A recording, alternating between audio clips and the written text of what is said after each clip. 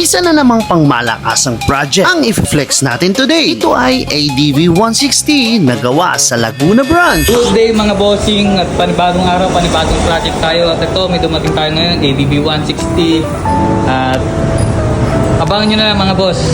Umpisa na namin. Let's go!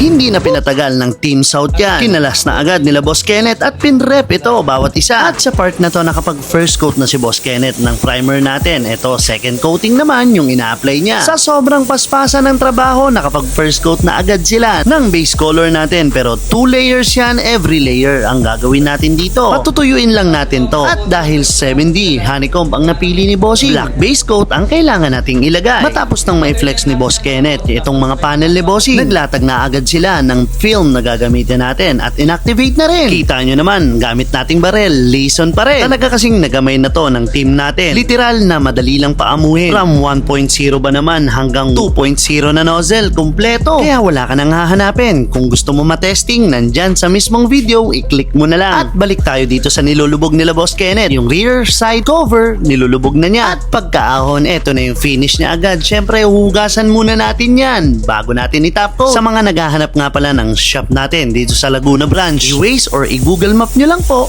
PWH South. At balik tayo ulit dito sa project. Ina-apply na natin yung high solid clear natin para mas maging quality itong project natin na to. Bukod kasi sa protection, ito yung maglalabas ng tunay na ganda ng print na nilagay natin. Kaya sa mga kadip natin na nagtatanong na tinatap coat pa ba natin yung mga project natin dito, 100% yes po. Para magkaroon ng protection at mas tumagal yung buhay ng pinturang nilagay natin. Pagkatapos natin i-top coat lahat, syempre kailangan natin yan patuyuin. At eto na sila lahat mga kadip. Kailangan lang natin mapatuyo ng maayos para bago natin isalang sa pinaka-final stage ng trabaho natin, madali na lang i-correct yung mga dapat i-correct. At nang matapos na natin yung tamang oras ng flash off natin mga kadip, eto na siya. Makikita nyong hindi bumagsak yung kintab mga kadip, wala pang correct yan. Yan yung kinagandahan ng high solid clear. Basta tama yung mixing ratio ay talagang hindi siya dadapa. At syempre nasa kalidad na rin ng produkto. Tutok lang kayo dito sa page natin dahil one of this day i-upload na natin kung anong clear coat yung gamit natin sa within the day. Pero sa ngayon, tara,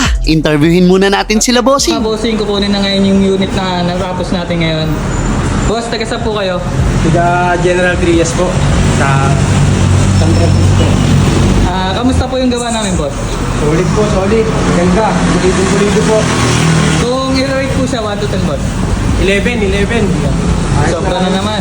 Salamat, bossing. Sa sobrang saya ni Bossing, hindi na nakapag-shoutout. Pero ang rate niya, tagus na naman tayo sa 10. From Gentry, dinayo pa tayo sa Santa Rosa, Laguna. At hindi naman natin binigo si Bossing sa pagdayo niya. Kaya congrats team PWH South. Kaya sa mga gusto pang magpagawa ng ganitong obra, rekta na lang po kayo sa shop. Dahil kung anong meron sa main branch natin na Polworks Hydrographic sa Antipolo, ay kompleto rin po dito sa Laguna Branch. So paano? Kita-kits next vlog. To God be the glory.